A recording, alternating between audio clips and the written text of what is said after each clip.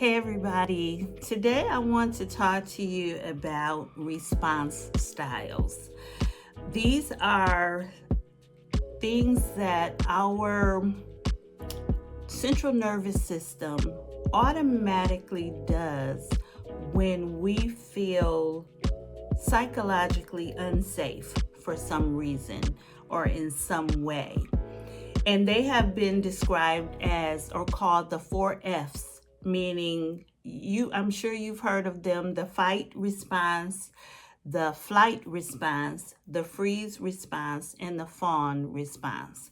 And without going into too much clinical, technical lingo, I just wanted to give you a brief overview of those response styles, specifically the fight response style and the freeze response style, which my husband Oyama and I are going to talk about in a minute. I have asked him to join me because I want to show you and talk about how those response styles show up in our lives and our relationships and how they affect our relationships. Okay, so each of us have what is called a window of tolerance, and that is the place where we feel most comfortable psychologically. We are in our comfort zone.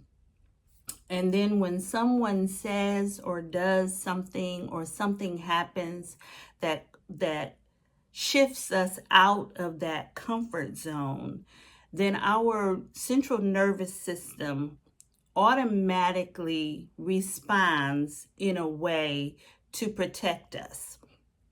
It's an automatic thing, which is why we have to have a level of self-awareness to be able to know when it's happening, because so many of us just go through life just reacting in these ways on people, and we don't even realize that or what is happening because it's so automatic.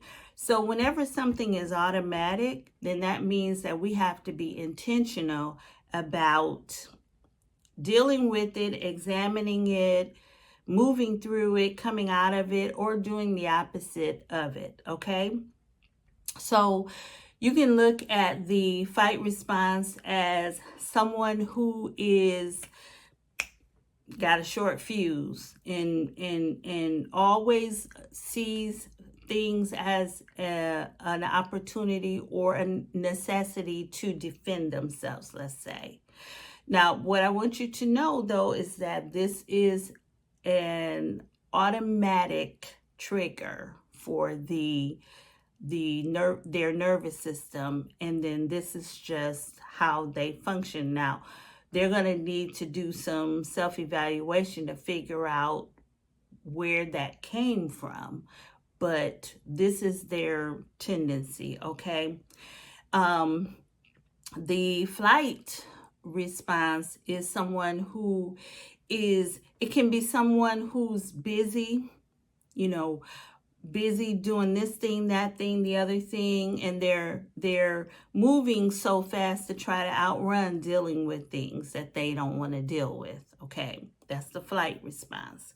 Then we have the freeze response, is the person who just shuts down, dissociates, detaches. Okay, and then we have the fawn response, which is the person who becomes extra helpful, the people pleaser, fawning over people so that they can feel emotionally, mentally safe. Okay, for some people, even to be able to feel physically safe if they're in that type of situation where or they've been in that type of situation in the past where they were not even physically safe. Okay. We all have function in aspects of those 4 F's, but there's usually one primary one that we exhibit In my case, mine is the freeze response, and that developed from childhood, conditioning and grooming. And for my husband Oyama, his tends to be the fight response.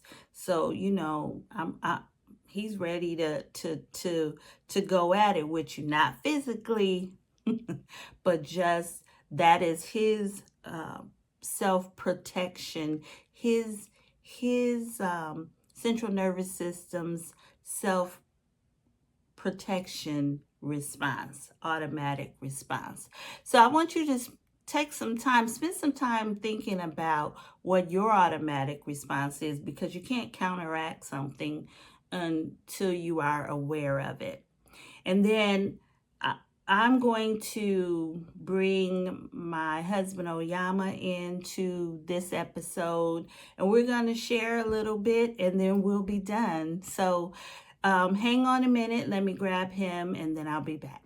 So I'm here with my hubby Oyama, and I've asked him to join me so we can just talk just a little bit about how our response styles have shown up in our relationship and marriage.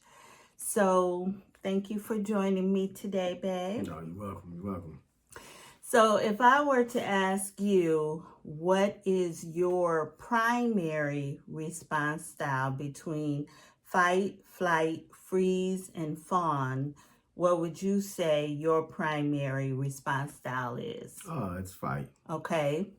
And what would you say my primary response style is? Flight. You say flight? Yeah. Okay, why do you... It could be flight or freeze. Yeah. I mean, it's kind of in between. Okay. It all depends. I believe it just depends on what it is. Okay. Or what's going on. Yeah, so we all use all four of the styles, but there's usually one that's primary. And it's interesting that you say, for me, you would say flight or freeze, because there was a time when I thought flight was my primary response style.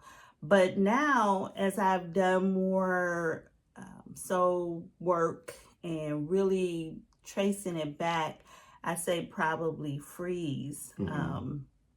Because well, first of all, tell me why you thought flight. Well, I would say probably because, like you said early on in the beginning, there were times where you would say, well, I'm out of here, because of, whatever was going on with the relationship, you would say, well, I'm out of here. Yeah. But I understand now, you know what I'm saying, where that comes from. Yeah. Okay, yep. So I can see that. Let's talk about that then. Let's talk about you having the fight response and me the flight response. Can you see how your fight response will cause me to flee? Do you have an idea of where your fight response might have come from? Well, I believe, anything that goes on with us in life, I always believe it starts in childhood. You know what I'm saying? The way you grew up, family, just your upbringing in itself, that's going to cause you either to fight, flight, or freeze. Or fawn. Or fawn. Yeah. Fawn is that where people go into people-pleasing mode, and you just sort of pour, you lavish attention or flattery or whatever onto another person to try to help them to not be angry with you so you can feel safe. Gotcha. So that's also one of the response styles that people have. I know you don't struggle with that one. But okay, yes. And I was also thinking, for me, I think probably primary for me is probably the freeze response.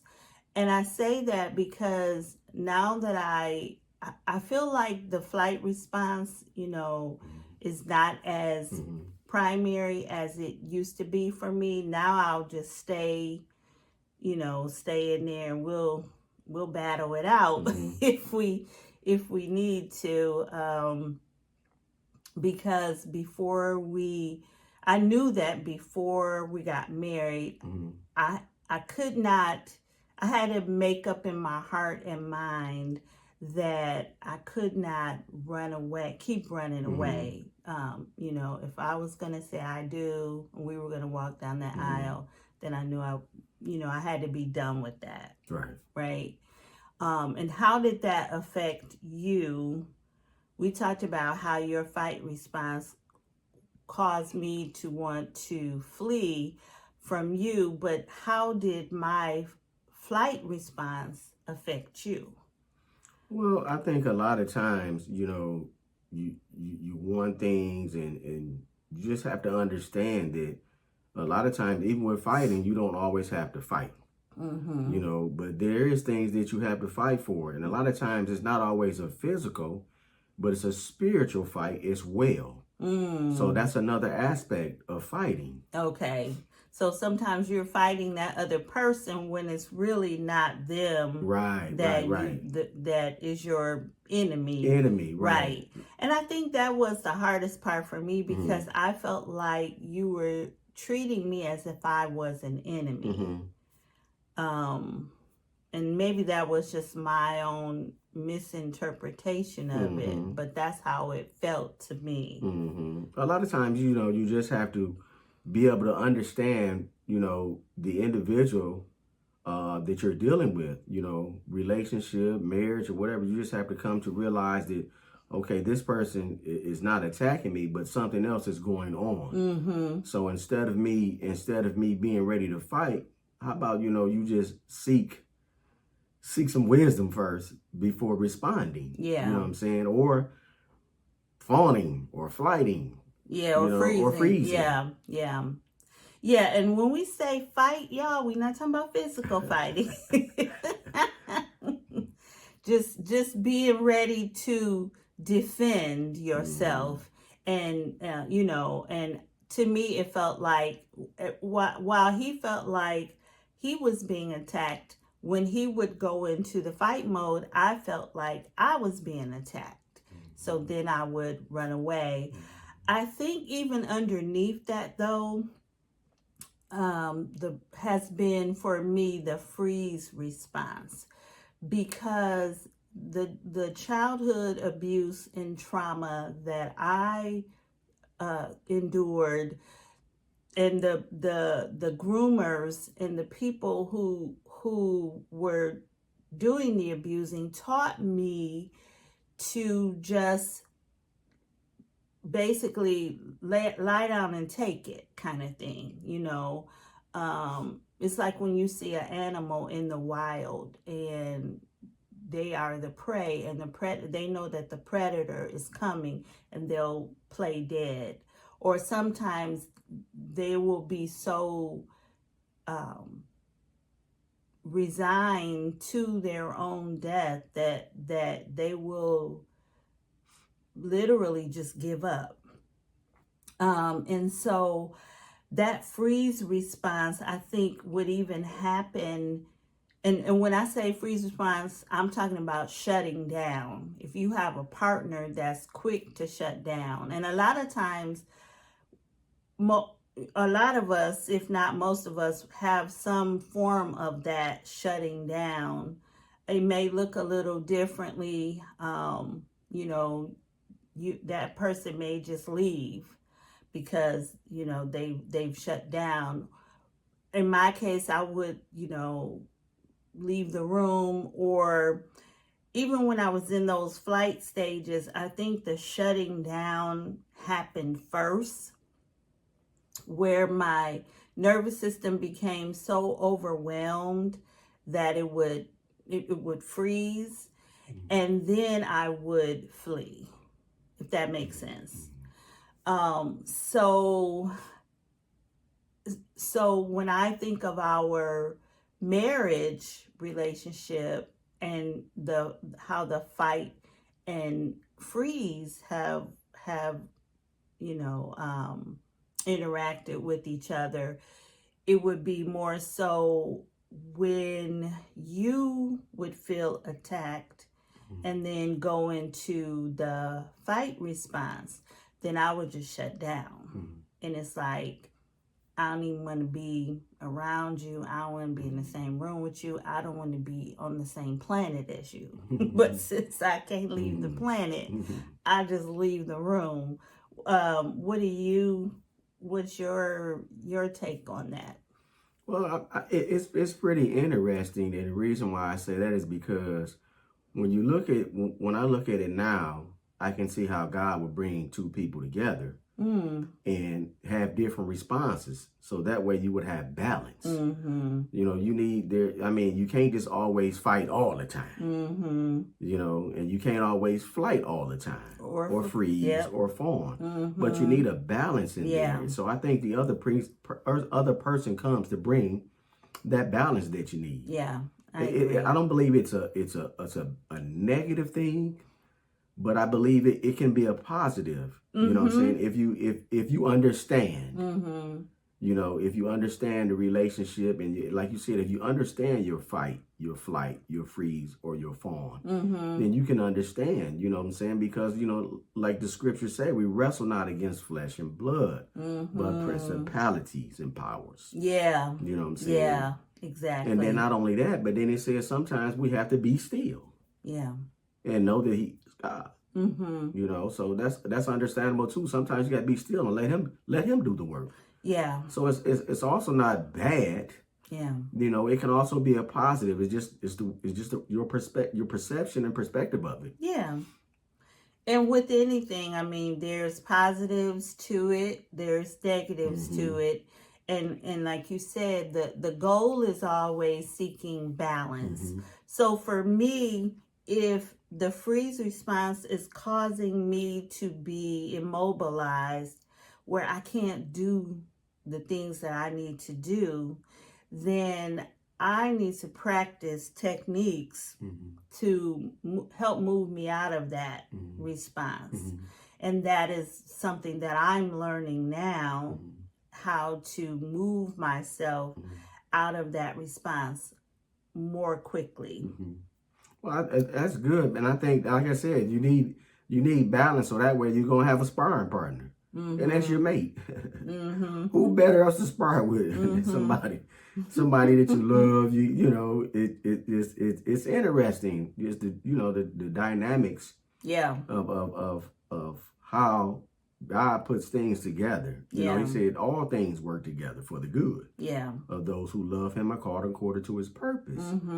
So I just look at it as everything that we go through is going to work for us. Yeah. You know what I'm saying? Like it's just amazing. Yeah. It's amazing. He knows. He knows what He's doing. When we follow His plan, even though it doesn't go as smoothly as we thought it was gonna go.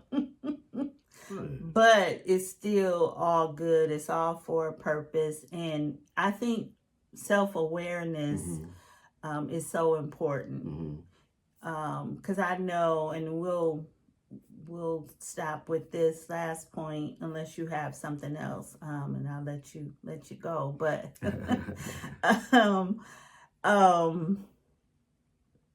oh shoot, I forgot what I was gonna say. So we at first, we thought we thought things were gonna go a lot more smoothly than they did, and we both had to realize and just kind of have a wake-up call, like just because things aren't going as smoothly as we thought they would doesn't mean that it's bad. If that makes sense. That's kind of, I think, what kind of goes with what you were saying. Yeah. And how at first when I would say to you, you coming at me like I'm your adversary. I'm not your adversary. And you couldn't see that. How did you get to the place of being able to understand where I was coming from? Well, I think a lot of it takes a lot of praying, and staying before, God, and just, asking Him to give you wisdom. Yeah. When you have a mate, you got to understand. You got to according to wisdom. You know what I'm saying, and understanding, and knowing that she's the weaker vessel, or whatever the case is. So you don't always have to be in fight mode, knowing that okay, oh, this is my enemy or whatever. But no, it's not an enemy. Right. You know what I'm saying? It's just you understanding one another. And I had to come to realization that I had to get an understanding. Yeah. That's why I say in all things, get an understanding. Yeah. Yeah. So you got to be able to understand what's going on, or even where the person has come from in their childhood, growing up, how they grew up, family, all that. You got to understand all that when you get with somebody. That's right. And you just don't understand the makeup yet. Until you start going through things and you start having those disagreements. You know what I'm saying? So it really is really for your growth. Yeah. God never intends to give you something that's going to hurt you. Yeah. But in order to get you to be where you need to be, He's got to put some fire. Some got to get hot. Yeah. Without it getting hot, it ain't gonna get hot. Yeah. So it has to be something that's gonna get you going. Yeah. If not, then you really don't care about the relationship or your marriage, because you're gonna fight for it. Those are the things that you're gonna be willing to do. Yeah. When things arise and you don't understand. Yeah. So good. Y'all hear all that wisdom?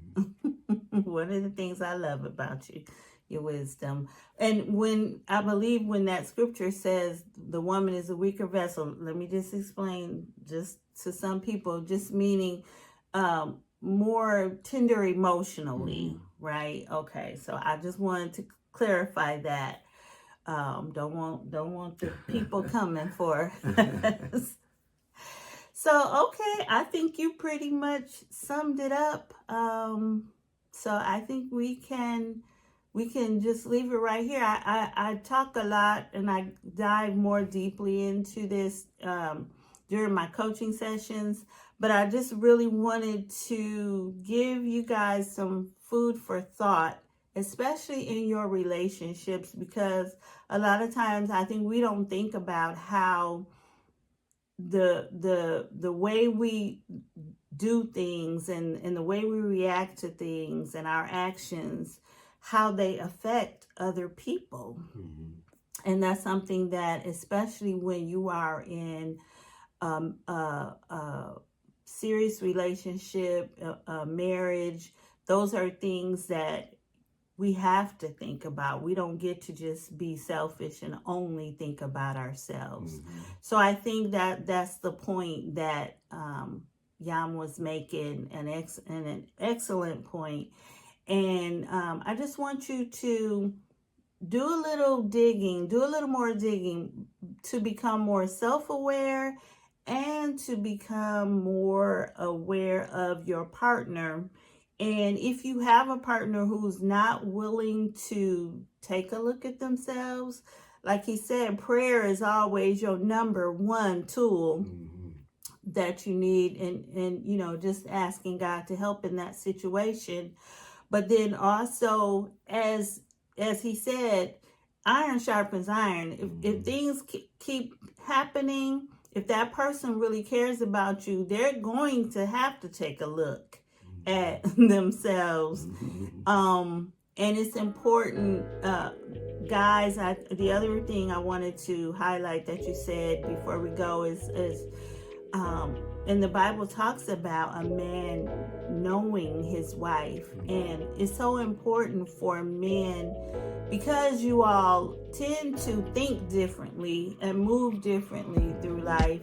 It's important for you to spend the time and the energy getting to know your wife, asking God to show you her heart and really getting to know her that way. You're going to save yourself a lot of headache, and you will save her heartache as well. So until next time, love y'all. Bye.